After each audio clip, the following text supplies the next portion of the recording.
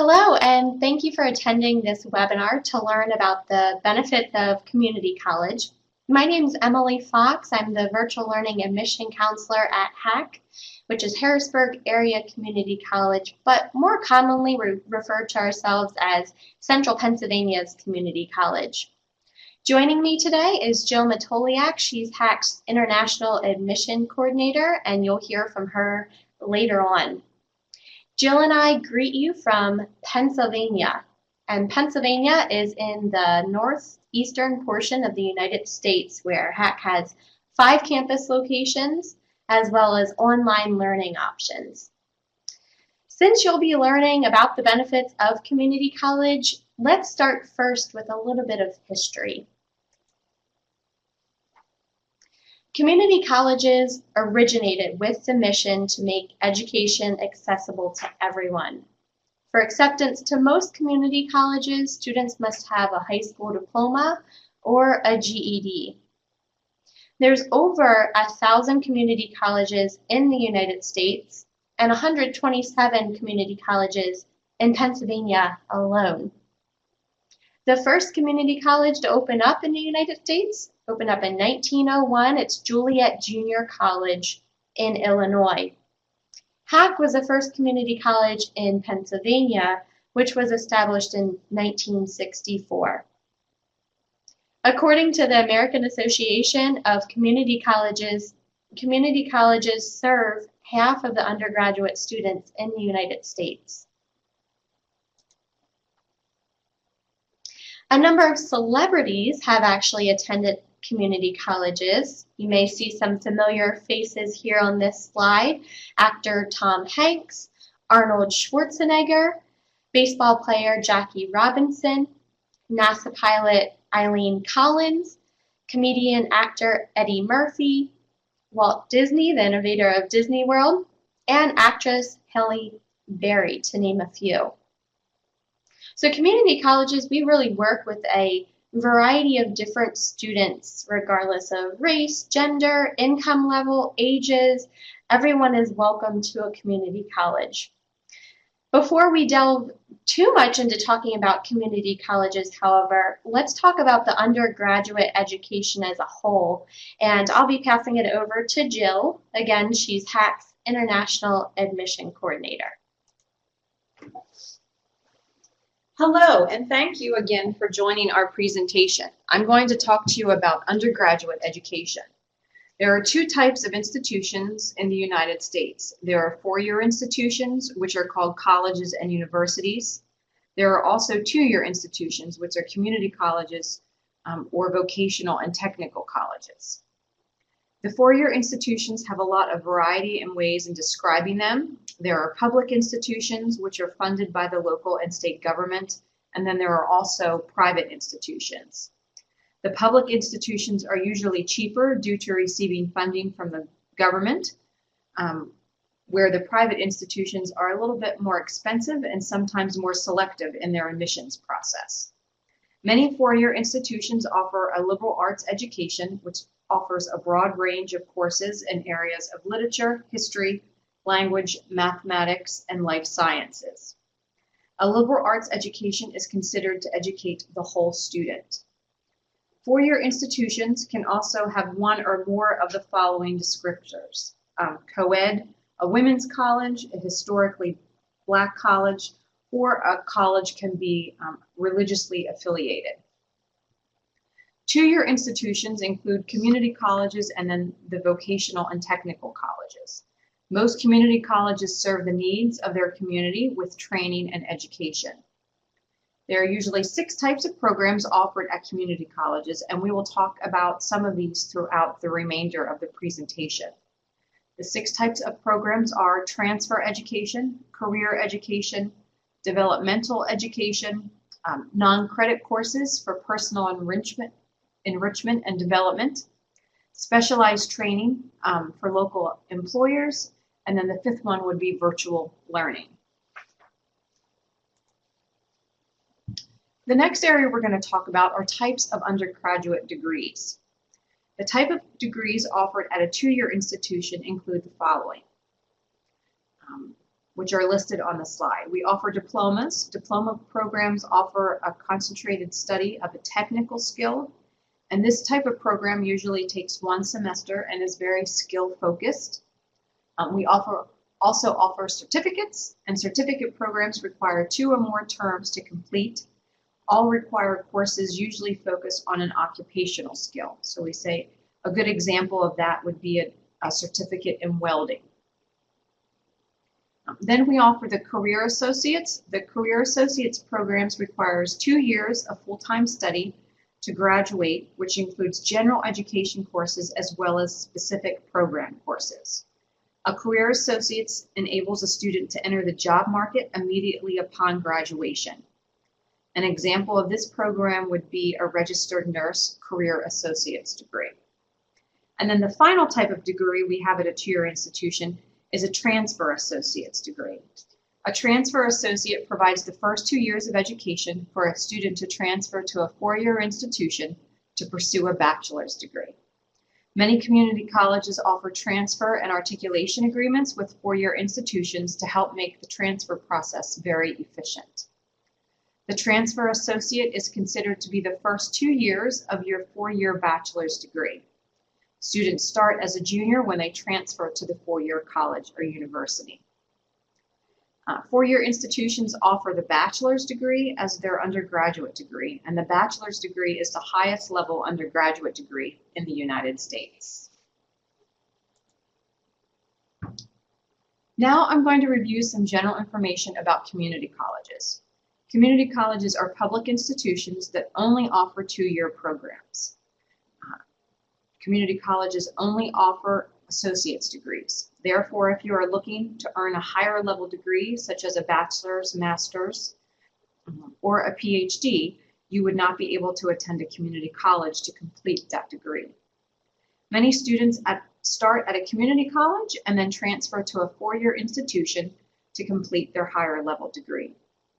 Community colleges offer 2+2 programs to help students with the transfer process.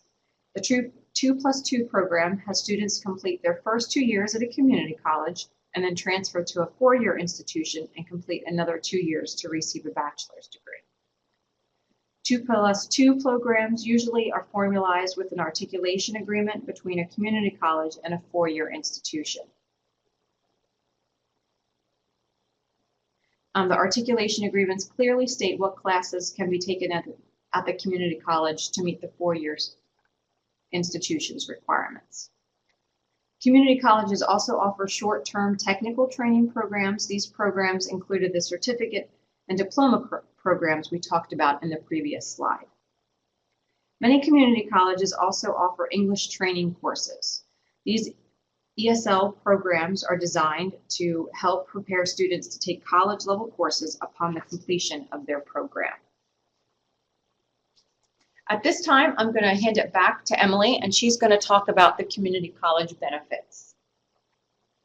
Thanks, Jill. There's many benefits to attending a community college, and I'll be touching on a few of them here on this slide.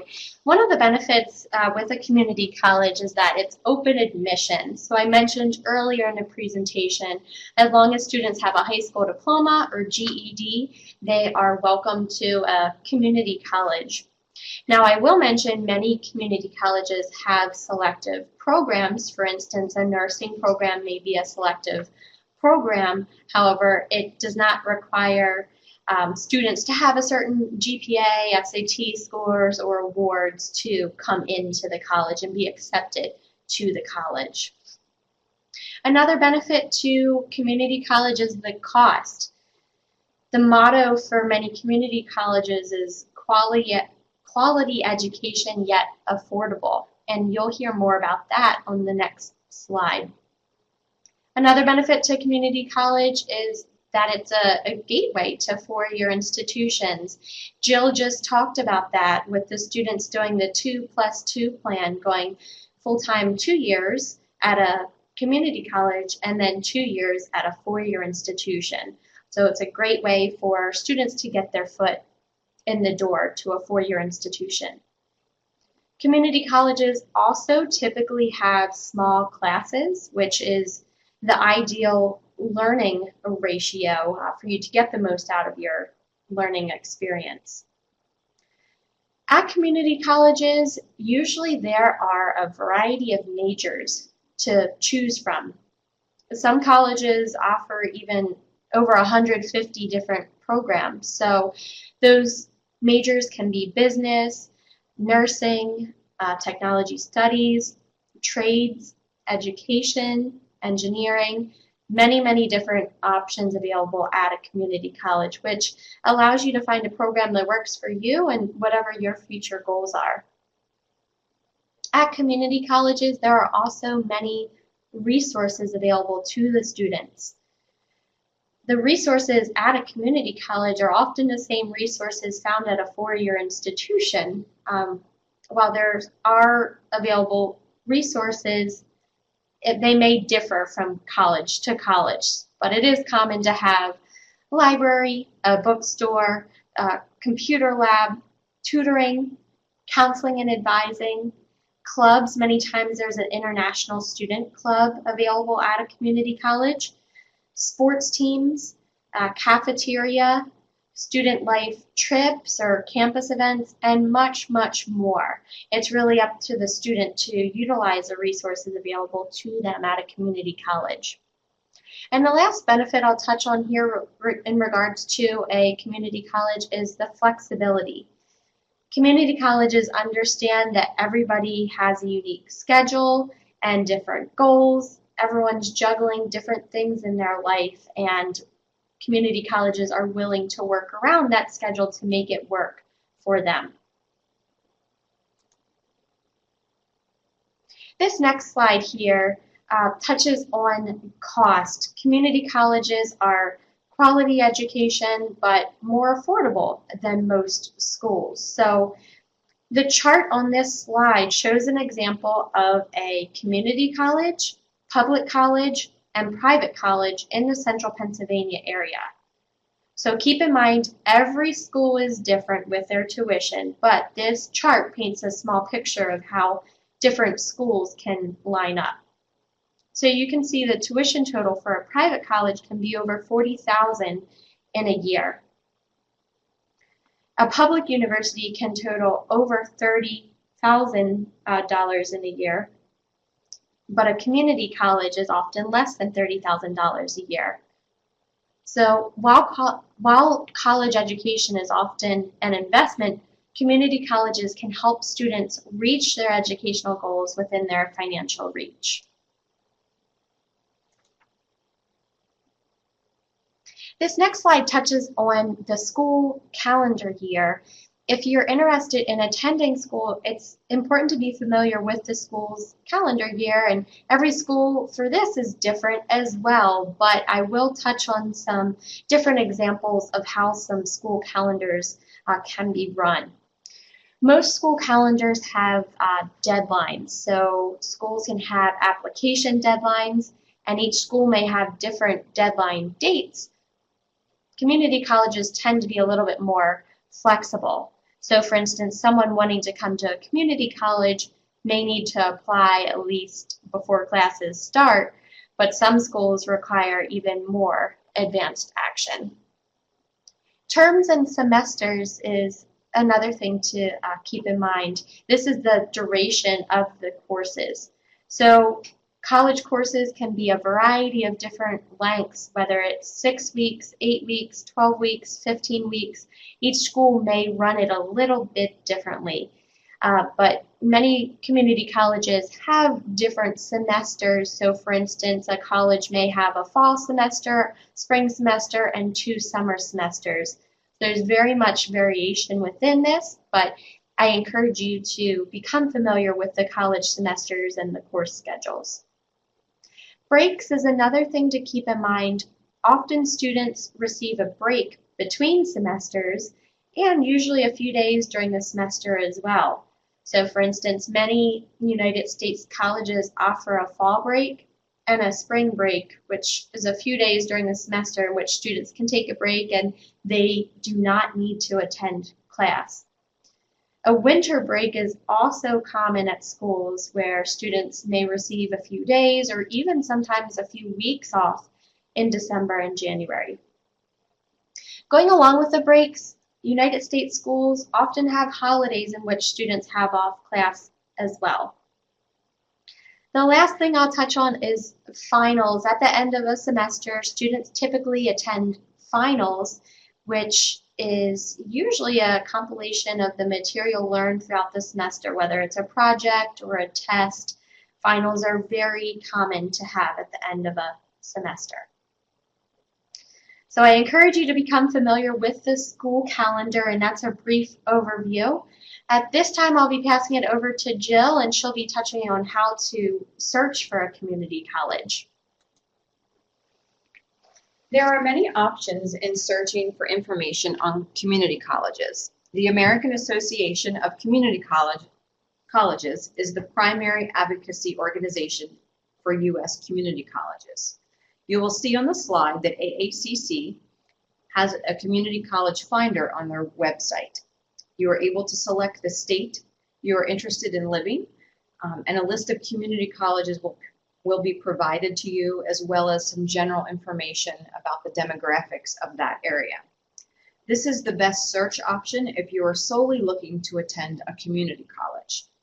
There are many other search engines and websites that you can review to find information on community colleges. We strongly recommend that you also talk to your EducationUSA advisor about community colleges and your options, if that is what you're interested in. There are many areas you need to consider when selecting a community college. The first thing is location. You need to consider if you want an urban or a rural area, and the climate. Do you want to experience all 4 seasons, or do you just want warmer weather? You also need to consider if you want a big city, little city, or country. And size is also key to your location. Do you want a smaller campus or a larger campus? These areas will be determined by your own personal preference, but they're very important to consider when selecting a community college. You will also need to consider academics. A key and very important thing to consider is if the school has accreditation. You want to make sure the college is recognized by a regional or national accreditation organization. This is very important in regards to if your credits will transfer to a 4-year institution. Most 4-year institutions will only transfer credits from one accredited college or university to their college. You will also want to make sure the community college offers the major or majors you are interested in and has a wide range of options for you if you are an undecided student. Some other key things to consider are student to faculty ratio and the classroom size that you will have if you attend that institution. Cost is an important area to consider when selecting a community college. You want to be aware of the cost per year as well as the cost for your whole program. The next area to consider when selecting a community college would be your housing options. Community colleges do not all have housing, and it is not considered to be a standard option, or it is considered to be a standard option at 4-year schools. So you want to make sure you are aware of your options. Only one community college in the state of Pennsylvania offers housing out of the 14 community colleges in the state. So you need to be aware if the community college has housing, and if not, what are your options if you decide to attend that institution. Activities is the final area to consider when selecting a community college. You want to be aware of the clubs and organizations available to you as a student, as well as any athletic teams and intramural programs. This is an area that is going to be different at every community college. I'm now going to talk to you about international students at community colleges. The top 4 reasons most students study in the USA are: 1, to master the English language program. It is very common for community colleges to offer some type of English training or English as a second language program for students to complete before they start to work on their either associate's degree or bachelor's degree. 2, students like the exposure to a different culture, so the community college option gives them the ability to learn about a different culture while they're studying. The top third reason is because of the prestige of the U.S. higher education system. The higher education system in the U.S. is considered to be one of the top educational systems in the world. So many students come to the USA to study to help advance their careers, as a degree from the U.S. is considered to be very prestigious. And the final reason is the U.S. higher education system offers many majors. Many community colleges offer a wide range of programs, where most four-year institutions have more specific programs available. At this time, I'm going to turn it back over to Emily, and she's going to talk to you a little bit about virtual learning.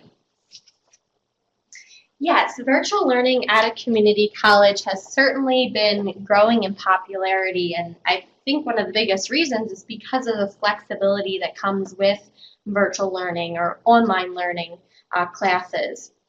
One way that it's flexible is that you can do the coursework essentially when you want. So most community colleges have an online class that gives their syllabus out at the beginning of the semester, and students, as long as they're following along with the syllabus and the deadlines, the due dates, the projects on the syllabus, as long as they're following along with that, they can do the coursework when they want. So this can be great if you live in a different time zone, or if you're juggling many things in your life. Another way that it's flexible is the location. Many times with online courses, you never have to step foot on the community college campus. So even if a student has the goal to attend on campus and not fully online, students can start out with a semester or two online before coming over to a physical campus at a community college. So this can be helpful if details are not sorted out, perhaps with obtaining a visa, or if there's some missed deadlines, or maybe financially not quite able to afford committing to attending on campus. Students can start out with online classes from their home country. Also, with online learning, each class may be done a little bit differently, especially from college to college, but some common ways that online classes are achieved is through discussion board postings, emails, chats, textbook reading, videos, Skype, quizzes. There's really a huge variety for how a class can be completed online. There are some variations to virtual learning or online learning classes for college credit.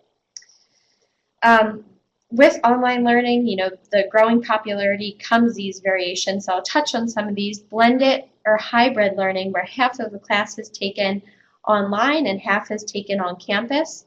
Students may come to class once a week and then do the coursework on his or her own during the rest of the week.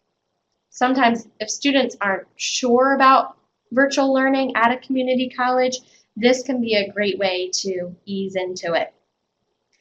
Flipped classrooms are similar to blended or hybrid learning, but the student's interaction with the teacher is spent working on homework when they attend on campus, and the lecture portion from the teacher is listened to at home online.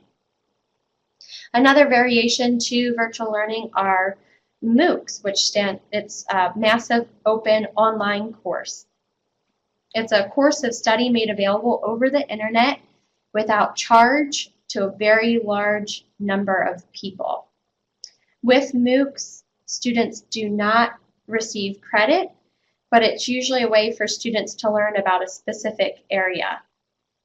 With MOOCs, it does often require a student to register and complete the coursework throughout a specific time frame.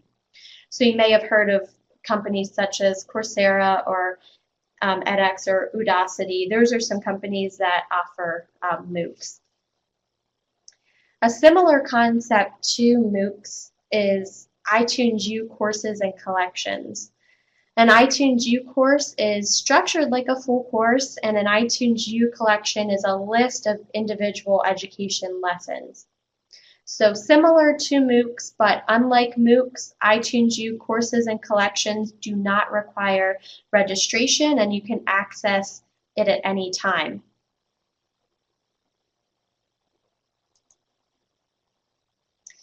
You've been given a lot of information about community colleges and even just the educational system as a whole in the United States.